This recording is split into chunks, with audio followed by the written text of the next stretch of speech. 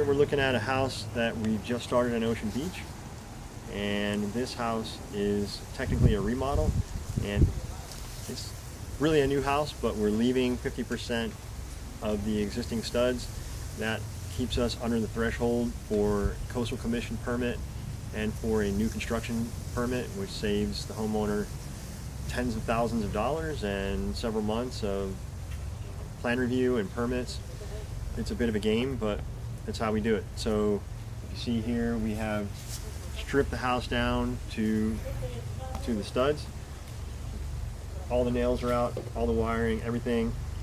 What we're doing, we're keeping the top plate, we're keeping the bottom plate, we're keeping the floor framing, and when the inspector comes for their first inspection on foundation, they're going to want to see all this framing standing, and that's actually shown on the plans. So there's what's called a wall matrix, and we have to adhere to that wall matrix 100% in order to avoid those permit fees. Have the foundation excavated, that's also in this video, and we have we're about ready for steel in our footings.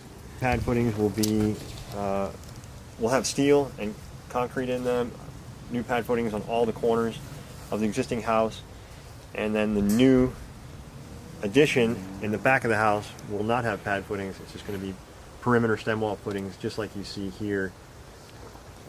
And we've been doing these types of foundations for over 100 years. This is a very basic foundation setup.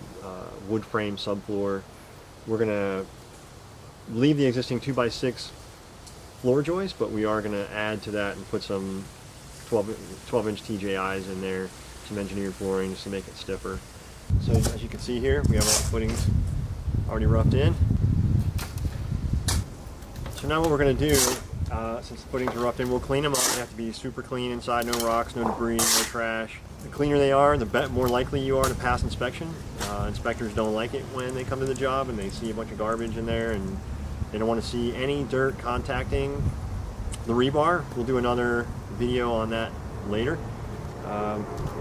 But after this concrete is poured, we're going to have to do the square. So we have to make the building perfectly square, as I discussed in an earlier video. And the way we're going to do that is with the 3-4-5 triangle, which I have set up here. Normally we would make this triangle on the concrete that's down for the foundation, so we know where our block walls are going to come in. Or if we're actually starting framing, we'll do it then as well to make sure that the walls that we're building are at least square. Even if the foundation is not square, we have to square up the walls.